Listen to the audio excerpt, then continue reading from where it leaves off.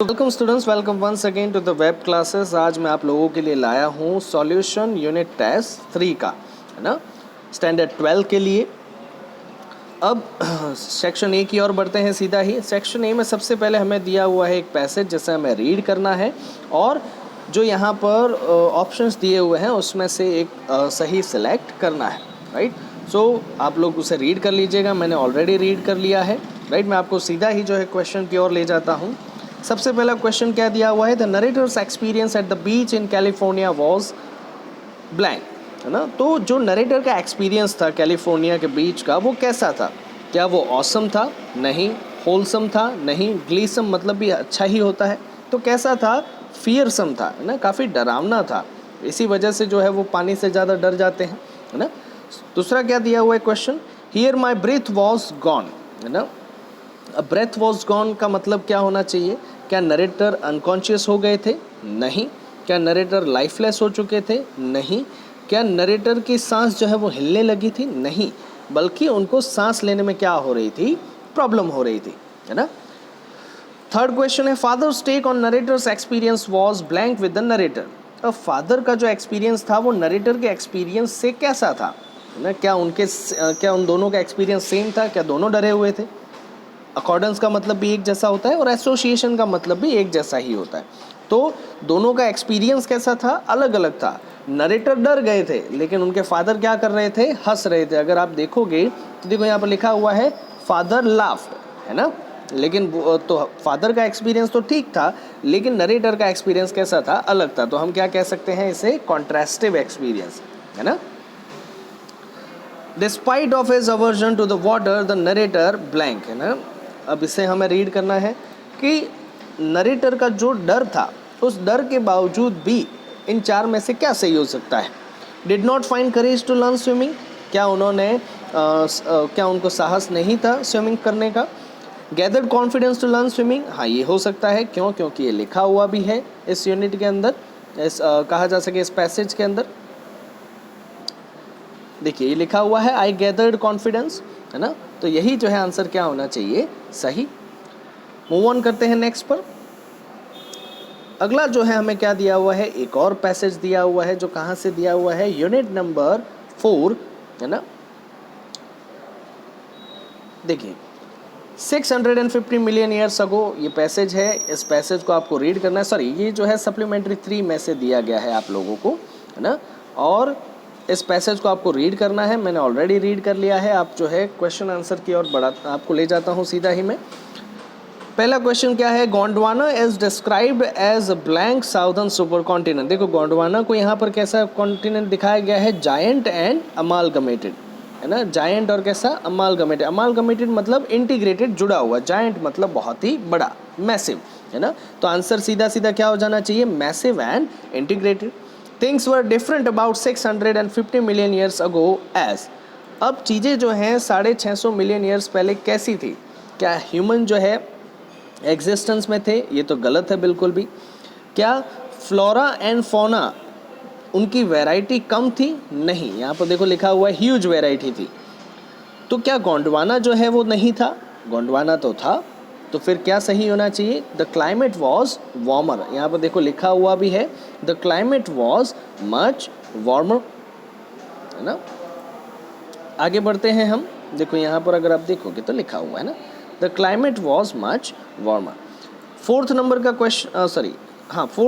Question क्या दिया हुआ है? How did the countries come into existence. ये कंट्रीज जो है वो किस तरीके से बनने लगी, है ना। सबसे पहले अगर हम देखें तो क्या ऑप्शन में दिया हुआ है? The land mass was force to separate when humans fought for their separate land. लड़ाइयाँ होने लगी इंसानों के बीच में अलग अलग ज़मीनों को लेकर। ऐसा तो हो नहीं सकता क्योंकि इंसान तो थे ही नहीं। The land mass was force to separate when dinosaur fought for separating the supercontinent. Dinosaur के बीच में लड़ाई होगी सुपर कॉन्टिनेंट को अलग करने के लिए। ऐसा हो नहीं सकता भाई, डायनासोर दिमाग तो था नहीं, कैसे हो सकता है? The land mass was force to separate when dinosaurs and mammals denied coexistence. क्या ऐसा था डायनासोर और मैमल्स इन दोनों ने एक साथ में रहने के लिए मना कर दिया, इसी वजह से सुपर कॉन्टिनेंट को अलग होना पड़ा? नहीं। क्यों? तो डायनासोर और मैमल्स जो थे उनका एग्जिस्टेंस ख़त्म हो चुका था, वो मर रहे थे, इसी वजह से ये जो लैंड मास था वो लास्ट में क्या हो जाता है, सेपरेट हो जाता है। आई होप आपको समझ में आया होगा।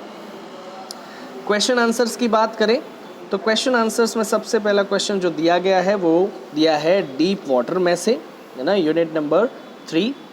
अगर आप देखें तो पहला क्वेश्चन क्या है, how did the instructor build a swimmer out of Douglas, answer with the reference to deep water. तो इंस्ट्रक्टर क्या करता है, डॉगलेस को पीस बाय पीस जो है सारी चीज़ें सिखाता है और ऐसे करके जो है एक परफेक्ट स्विमर उसमें से बनाता है। The instructor build a swimmer out of Douglas piece by piece. For 3 months ही held him high on a rope attached to his belt.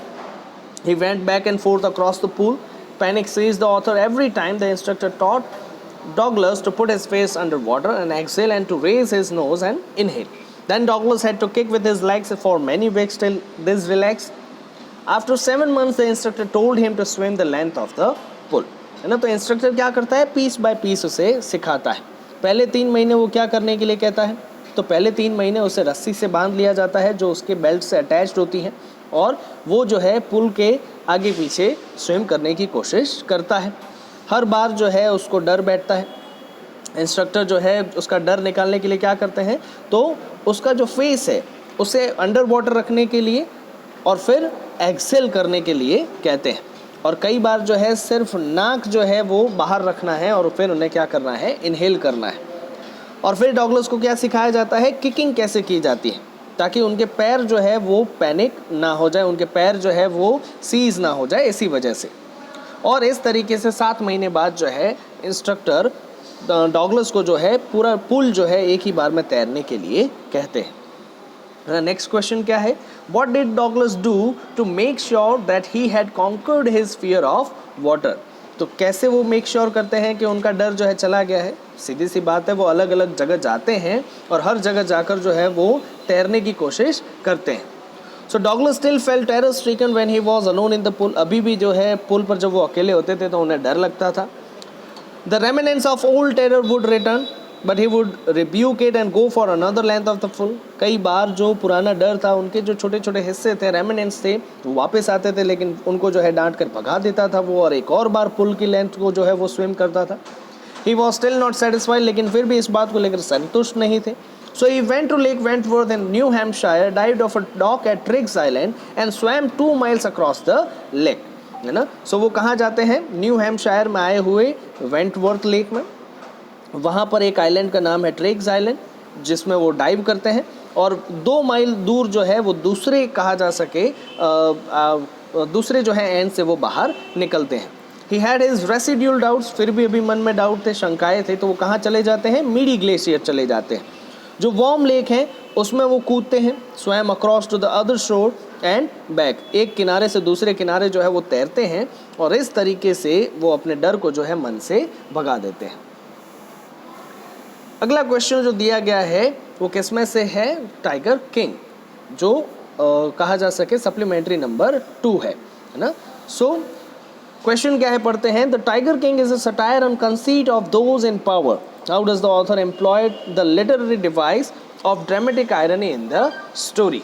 तो ये जो टाइगर किंग है ये एक प्रकार का जो है प्रहार है उन लोगों के ऊपर जो सत्ता में हैं।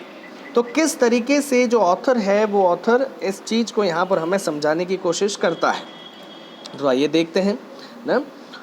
On the surface level the tiger king seem to be a simple story about a royal Prince.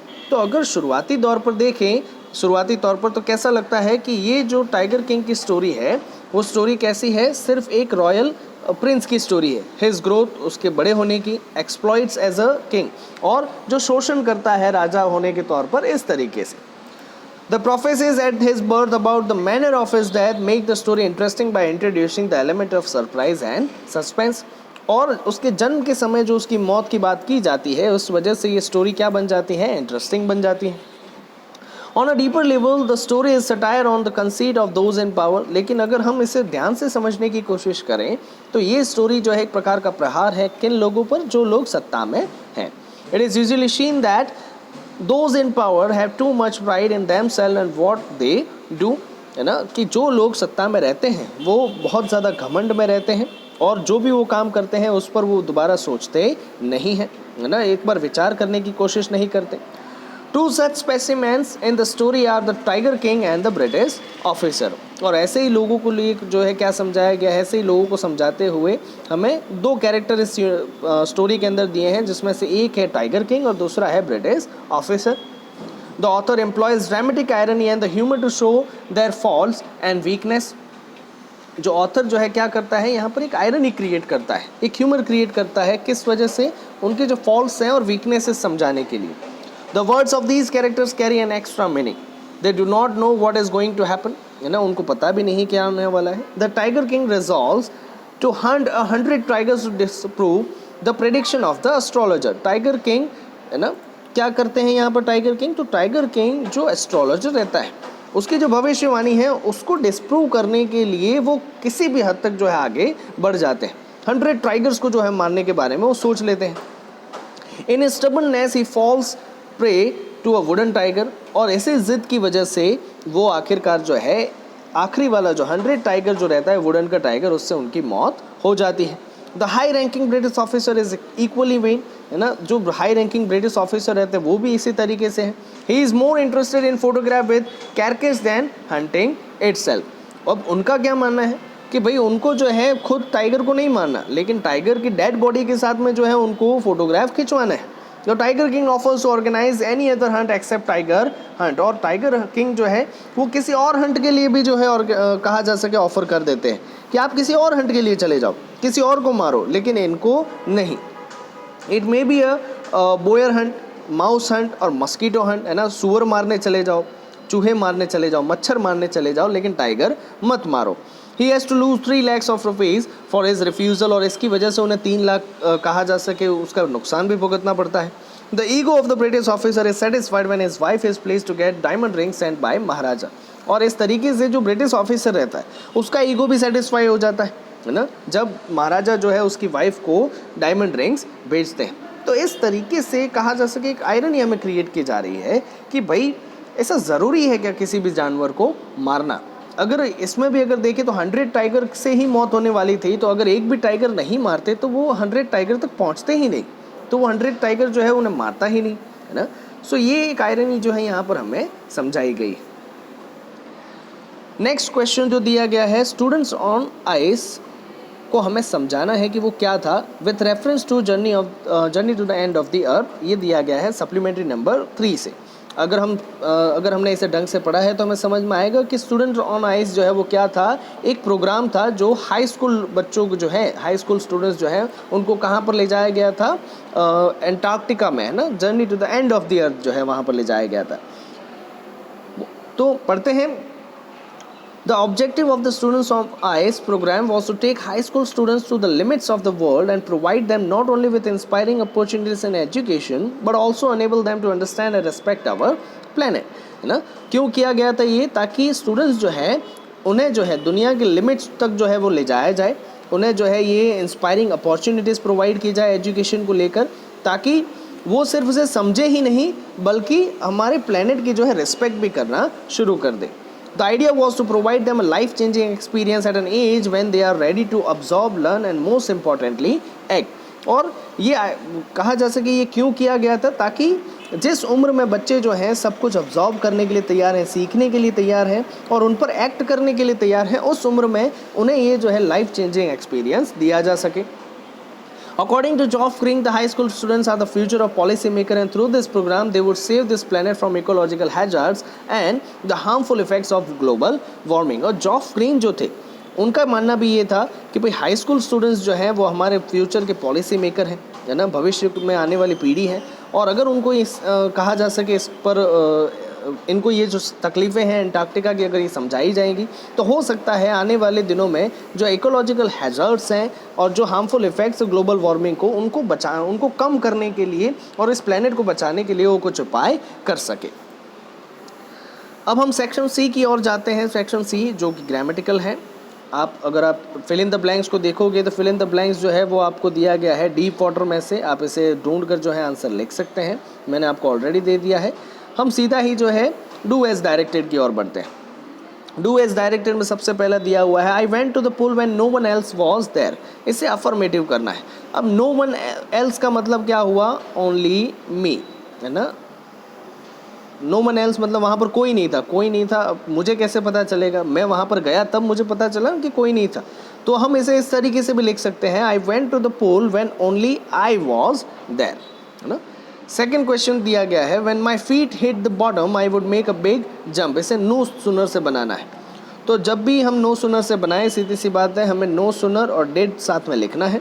No sooner did my feet, अब यहाँ पर डिड है तो ये जो है फर्स्ट फॉर्म होना चाहिए, ये तो ऑलरेडी फर्स्ट फॉर्म है ना। तो no sooner did my feet hit the bottom then I would make a big jump, और पीछे का जो सेंटेंस है उसमें कोई बदलाव नहीं किया जाता। इस कॉमा को हमें रिमूव करके क्या लगाना होता है, then. I see horror would grab my heart, है ना, वॉइस चेंज करना है। यहाँ पर आई सी हॉरर जो है वो क्या है, सब्जेक्ट, वुड हेल्पिंग वर्ब है, ग्रैब मेन वर्ब है, और माई हार्ट जो है वो क्या है, ऑब्जेक्ट है। तो ऑब्जेक्ट को आगे ले आओ, माई हार्ट, वुड, और हम जानते हैं जब भी मॉडल ऑक्सिलरी होती है तो हम उसके साथ में बी लगाते हैं, है ना। और जो मेन वर्ब है उसमें हम कौन सा फॉर्म ऐड करते हैं, थर्ड फॉर्म, बाय। और आई सी हॉरर जो सब्जेक्ट है उसे कहाँ ले जाएंगे, पीछे की ओर। आखिरी वाला जो क्वेश्चन है, the yellowish light was going out at a question tag. मैंने बताया कि क्वेश्चन टैग जब भी हम इस्तेमाल करते हैं या क्वेश्चन टैग हम जब भी लगाते हैं किसी सेंटेंस में, तो हमें चेक करना रहता है सेंटेंस कौन सा दिया हुआ है, क्या वो पॉजिटिव है या नेगेटिव है। तो हम देखेंगे तो यहाँ पर ये पॉजिटिव है, तो क्वेश्चन टैग कैसा लगेगा, ऑलवेज नेगेटिव, है ना। तो yellowish light was going out, comma लगाना ना भूले और बाद में क्वेश्चन मार्क लगाना भी ना भूले। अगर ऐसा नहीं होगा तो आपका मार्क चला जाएगा। अब यहाँ पर वॉजंट डेट कैसे आया वो समझ लेते हैं। तो यहाँ पर हेल्पिंग वर्ब दिया हुआ है कौन सा, वॉज, तो हम इसका नेगेटिव बना लिया वॉजंट, है ना। और द येलोइश लाइट जो है वो एक नॉन लिविंग थिंग है, तो उसके लिए हम जो कहा जा सके थर्ड पर्सन एलिमेंट है, तो हम इसके लिए क्या लगा रहे हैं, थर्ड पर्सन प्रोनाउन इट, है ना। सो आई होप आपको ये समझ में आया होगा। Stay safe, stay home, thank you.